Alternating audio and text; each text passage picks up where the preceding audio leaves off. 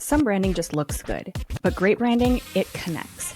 In this Counsel Cast Chambers episode, we're bringing back key moments from our episode with Stephanie Riel, where we explore the science behind how truly effective branding builds emotional connection and drives client action.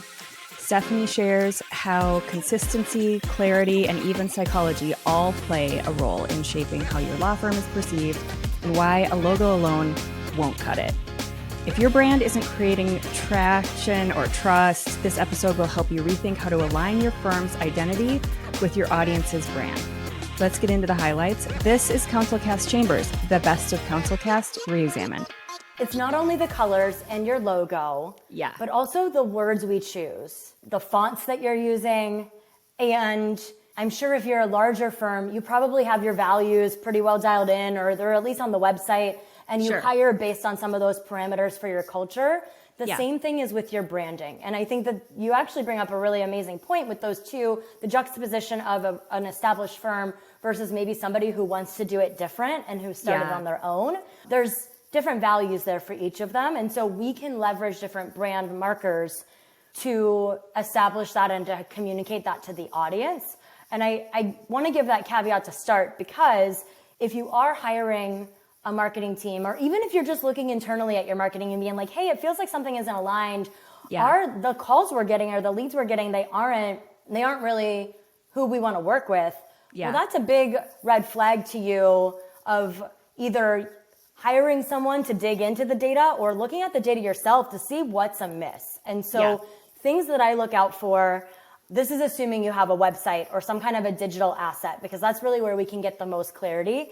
I know that with a lot of the rules and regulations for lawyers and how you can advertise and market, there's a lot of red tape, so to speak, for lack of a better phrase. So I know that your hands are tied in a lot of ways on things that you can do online in the online space. And a lot of times it is more commonly accepted to just get a bus ad or a billboard or some of those pieces.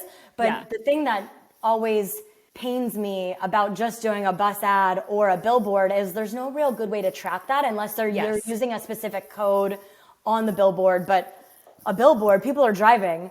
Hopefully they're not texting and driving. So how are they going to remember the code when they're also being inundated with 10 other messages? And if you're in Arizona, like I am, you're even getting messages at the pump when you're pumping gas, like 8 or 10 commercials are playing on a TV. So we are so inundated that it's just not as, in my opinion, it's not as effective. Yes, it builds brand awareness, but you're probably not going to get a lead from a billboard. It's probably a combination of things: the billboard, your website, them finding you on social media, looking on LinkedIn, doing a Google search and seeing what reviews come up. And so to get back to your question. That's okay.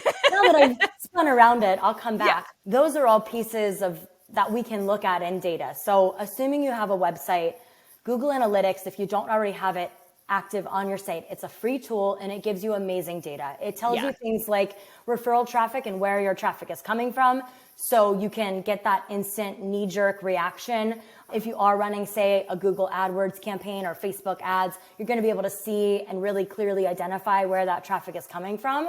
But I like to take it a level deeper than that too, and really look at the user behavior the visitor behavior on your website. So if somebody's seeing one of your ads, say on Google, say they're Googling legal help Truck near me or something like that, right?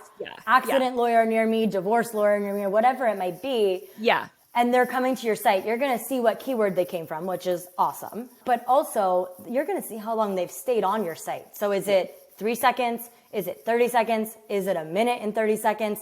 And then taking it even a level deeper from that, you can dig into the behavior flow and understand where they're going. So if they're on the site for a minute and a half, where did they go? Are they on the blog? Did they go on a page about divorce? And they came to you from the keyword. Oh, then you know that they really are looking for help and information.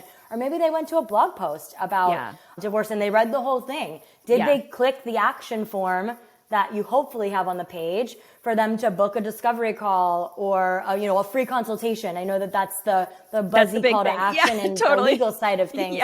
Or download a free resource. Maybe it's an ebook or a checklist or whatever it might be, depending on your area of of service and how you work with your clients. So I really like to get granular on that data.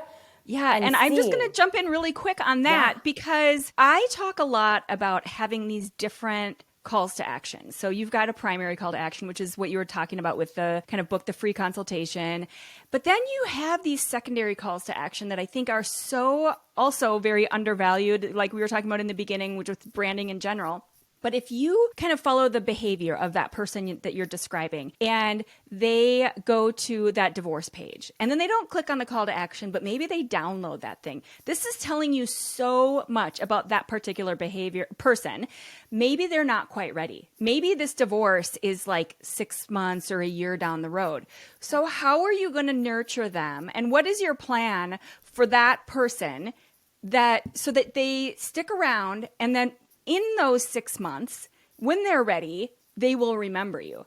And that is a thing I feel like so many people get wrong and don't pay attention to. They assume everyone is ready to buy today. And that's just so not the case. Especially not in the legal profession. Exactly. In certain practice areas, that could be years. It could be an estate plan. Oh, maybe I'll do it in the next 5 years. Yeah, you kick it down the road, you kick the can down the road a little bit. Also, I think the thing that a lot of people forget in all industries, but I think that this is easily forgotten in the legal profession because as a lawyer, you can forget sometimes what it's like to be a client, and it can be really scary to contact a lawyer, whether it's divorce or maybe it's criminal estate plan, criminal, you know, even like a business attorney, and like the process can be very overwhelming. Yes. You usually do a lot of planning and research first, and especially with something that's a little bit more personal, maybe a family law matter, it's probably more likely that they're going to look at a blog post or download a free resource before they give you a call, because they want to know kind of what they're getting into first, and talking to a lawyer makes it feel real, even if it's not real yet. And so I think that that's one thing we always have to remember when we're talking about branding is everything that you're doing as a brand needs to be with the feelings of your ideal customer in mind. Yeah. So how are they going to feel? And I think when you're talking about if they download it on the divorce page, I want you to have an email flow set up that they can get a nurture drip campaign over a 6 to 12 month process. Maybe you already have data in your office knowing, you know, from the time people start to research divorce to when they usually do it, maybe it's about a 6 month process. Then you can build out the flow that just stays top of mind every 3 months or so. Let's dig into that one. For them making the call, then they're going to call you because they've already built that know, like, and trust factor with your firm. Yes, exactly.